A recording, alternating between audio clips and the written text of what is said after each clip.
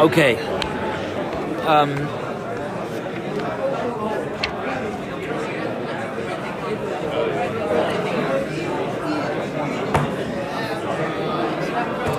I want to speak about a little something, just like a ha'ara, a musar ha'ara. It's very specific. You know, I know that we record this shir, but the ha'ara that I'm saying is really for people that are learning musar, whoever they may be. Okay, Klal Yisrael today is in a lot of pain because for Niftarim, for Kedoshim, were returned to Eretz Yisrael today from Gaza, and it's a hard day. It's a hard day. I was at a shir last night. I gave a shir last night, and I saw one of the women in the shir just didn't look herself, wasn't connecting, and I asked her if I could speak with her after, and I said, "What's the matter? Are you okay?" And she said, "The news from Israel. I'm having a hard time with it. You know, people are touched by it." And one of the main reasons that people are particularly touched is because 2 babies were being returned. 2 dead babies. The Bibas babies. And it makes us very, very, very sad that babies were killed. It makes us very sad. And there's a part of that's something that we should lean into, but there's also a part of that as B'nai Torah we need to think about. And chas v'shalom, I want to make very, very clear that there's no part of what I'm about to say, I'm sorry, but there's no part of what I'm about to say that's going to lessen the pain. The pain is enormous, endless. There's a nefesh, one nefesh mi Yisrael is worth the whole world. Alachas kama v'kama 4 nefashos mi Yisrael. What I want to focus on from a Musar perspective is why are we more upset about the babies than the adults? Help us? So, I think it's just important to realize that some of it comes from a certain legitimate place, and some of it is because that's how our emotions present themselves to us. And that also has value, but it's just important to unpack it. I'll give you an example of where this is silly. Now, chas v'shalom, not here, but I'll give you an example of where it's silly. People generally in this world have more compassion on animals that have sweet faces than animals that don't. And animals that have the ability to be like caressed or have like mournful eyes or whatever, and it could be, I don't mean just dogs or whatever. Sometimes you go to the zoo, there could be this random animal that's suddenly getting all the attention because Hashem made its face in a way that we see some, it's hard to say, but we see like some humanity in it. It's a fake. It's an animal. Why is there more compassion? Somebody in Connecticut, someone was arrested for cruelty to animals. They came in, they found that he was mistreating his dogs. Okay, we don't hold it being cruel to animals. It's a isser in the Tzar B'alei Chayim D'Oraisa. You know, we Hashem's creatures, we do not cause them unnecessary pain. We're very, very careful. There are many dinim in the Gemara that are dafka focused on treating animals with the most compassion possible. That's true. But the Torah never says that Tzar B'alei Chayim of cute animals is D'Oraisa. If we care about the pain of animals, we care about the cute animals and the not cute animals. We care about animals, and we do care about animals.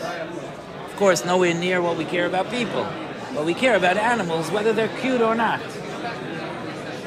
And I think it's a little bit like it's a thought experiment for us. If our compassion is coming from a place that's authentic. I've been thinking a lot about these babies, because when I saw the news that they weren't alive, which I had suspected they weren't alive, when I saw the news that they weren't alive, I'm a father, I'm a grandfather. How could I not be torn apart from it? But a little bit I was criticizing myself.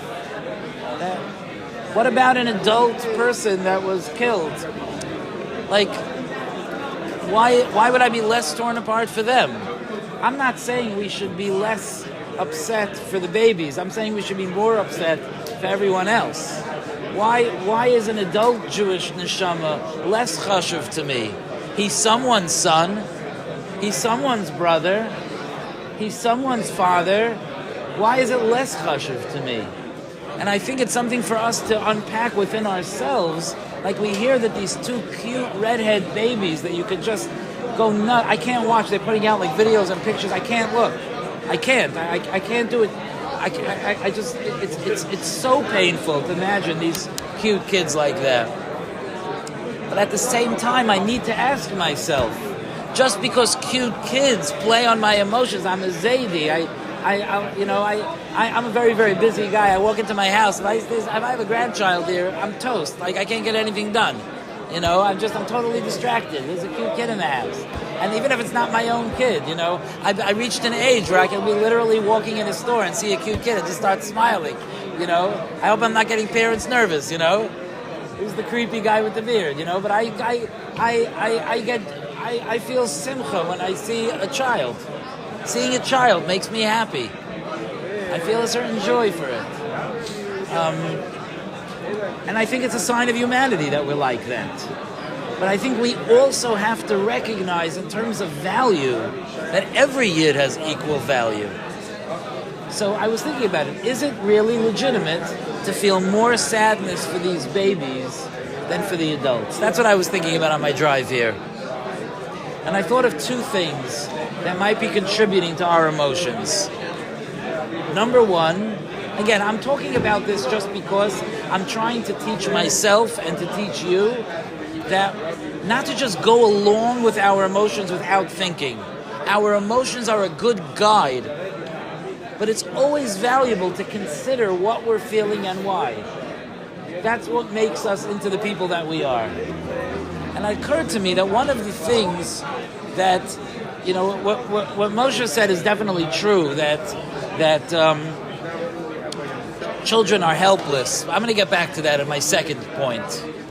But my first point is, I think that one of the things that we see in a child is a clean slate, is endless possibility, is purity. And even though it's not for us to value a child more than an adult, the nefesh of Yisrael is infinite, but I think it explains some of our emotions, some of our horror, because there's something that speaks of why when I see a child do I get so happy? Why? Now Hashem made it that adults love seeing children. That's why we take care of our children. So, but part of the reason is because we are reacting to the unlimited possibility that a child has, to the clean slate, to the wonder, to the curiosity of being a child. And when that's blown out, it gives us a sadness that perhaps you don't have when a hardened adult is nifter. Again, in our value system, they're both equally infinitely valuable. But I'm just trying to explain where the emotion might come from.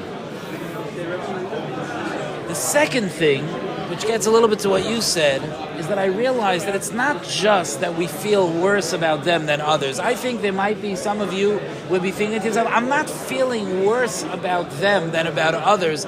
I'm more horrified about them than about others. In other words, we can't believe that there could be such cruelty in the world to take people from their houses, kidnap them, and kill them.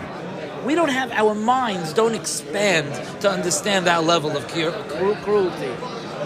But even if we could somehow comprehend that level of cruelty, but the cruelty that it takes to kill a child or to allow a child to die, there's no words for it. There's no words for it. It's not only inhuman, it's a barbarism that even animals wouldn't have. It's not even animalistic. We call them animals, that's a compliment. Animals would never do that. So I think that it's not just that we're hurting more for this one than that one. I think we're more horrified that someone could do that in this case than in another case.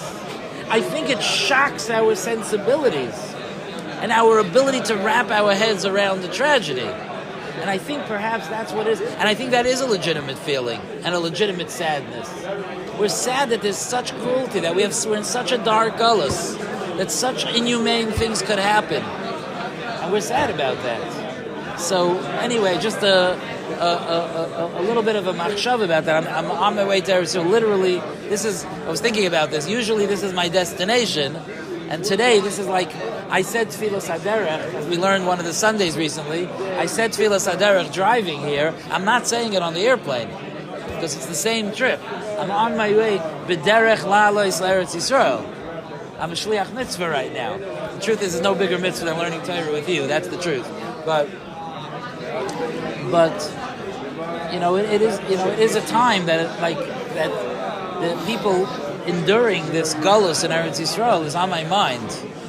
And I think that, as we get closer to Chodesh Adar, as we get closer to a time that's been marked by history as a time of Yeshua, a time of Inahapechu, a time of the destruction of our enemies, I think it's a time for us to focus in more on our tefillas and to dive into Hashem. The world should not know this type of cruelty anymore. When Mashiach comes, it doesn't say that we're going to destroy all the Goyim. We're going to destroy Amalek, and with the destruction of Amalek, the evil in the world will cease to exist, and then we will work with every nation of the world to find its perfection. And we're going to bring not only Avodas Hashem in Eretz Yisrael, and not only will we be able to serve Hashem without all the stuff that distracts us, and not only will we have more joy in our serving Hashem, in our learning Torah than we ever had, but we will be the manhigim of a world of chesed and of shalom. An unbelievable tafkid.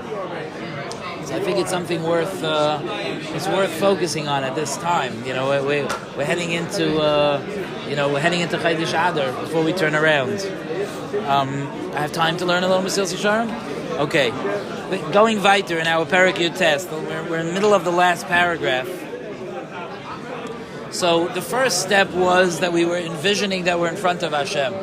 Envisioning, understanding the reality, absorbing might even be a better term. We're absorbing the fact that we're in front of Hashem.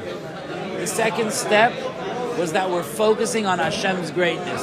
This Hashem that's with us, mamish with us, is the King of the world. He gives us a shake.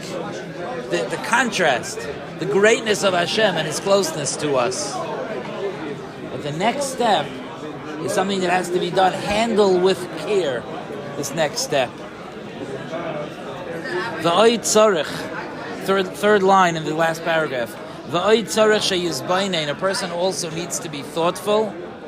Al shiflos ha'adam upchisusai, on the lowliness of a person and his narrowness. Lefi chamriusai v'gasusai, in accordance with his physicality. Whoa. What does that mean? That means to recognize how small we are, how limited we are, how physical we are, how childish we are, and we really are. Why? What's the point of that? What's the point? What's the point of the Mesilas Yesharim telling us, focus on how tiny you are? It doesn't sound like it'll be so good for my self-esteem.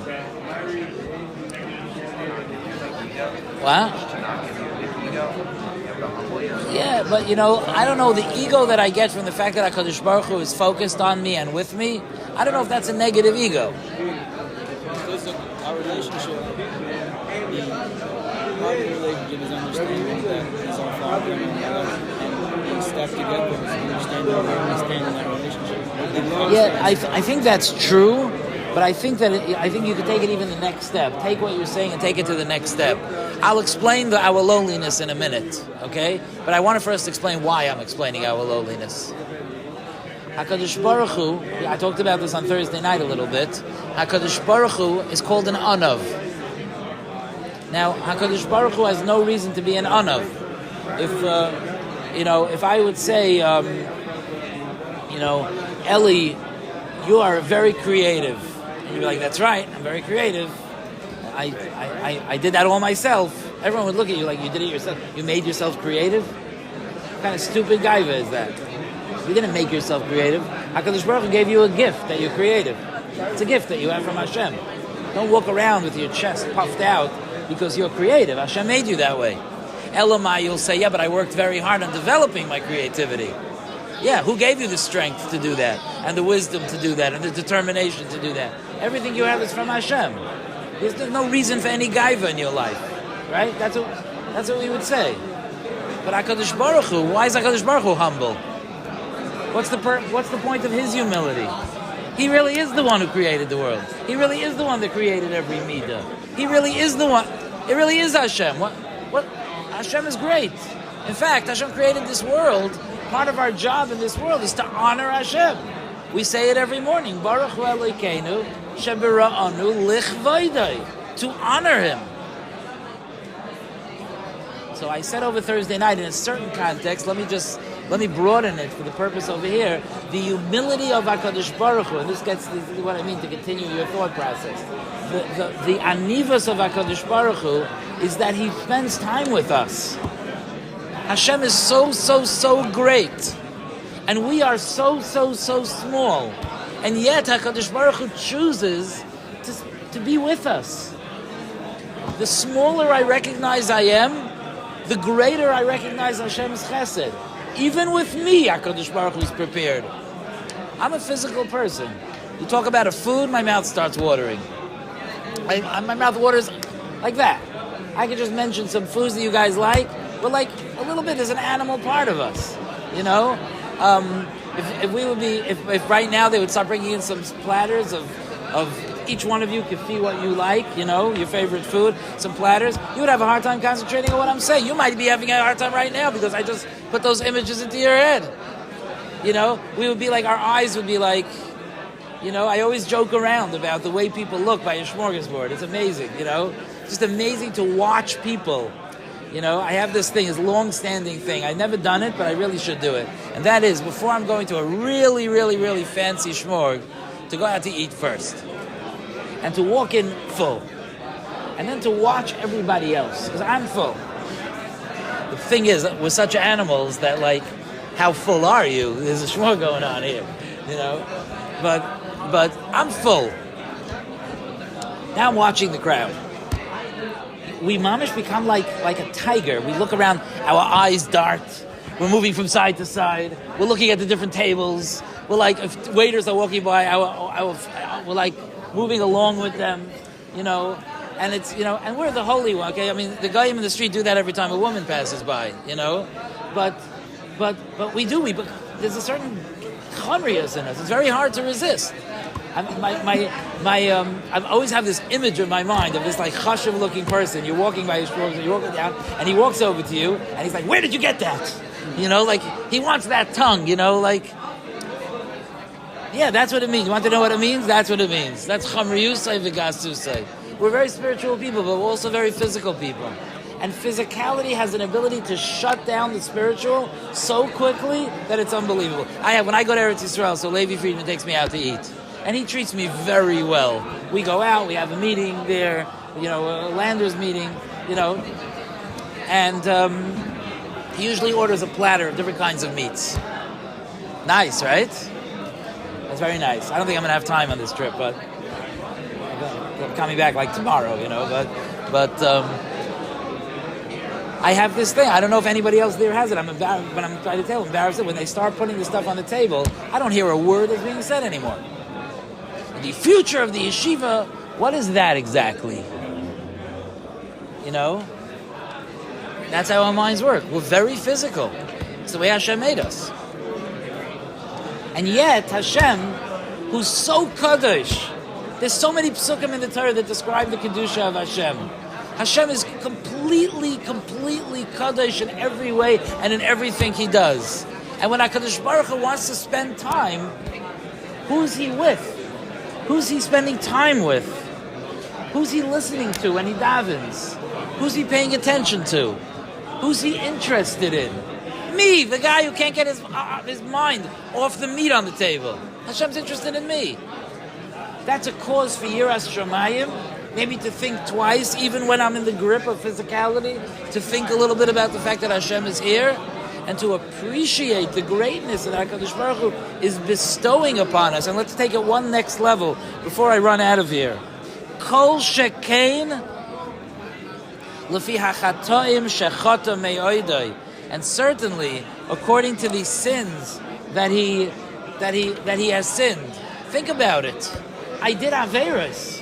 Did Hashem leave me? Why not? Hashem told me to do something. Why didn't he leave me? Hashem is with me. And when I recognize that Hashem, the great, great, great Hashem, the indescribably, unfathomably great Hashem, the powerful Hashem, is sitting with me as I go about my life. All of my chesronos hurt. All of my limitations, I feel them.